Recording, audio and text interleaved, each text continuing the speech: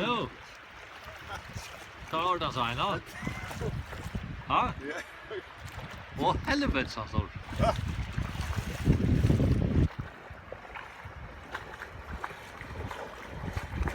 Å, helvete så stor.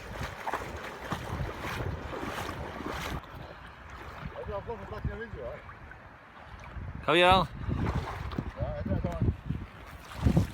Det var ikke en kald på oppdress, men så... Losa.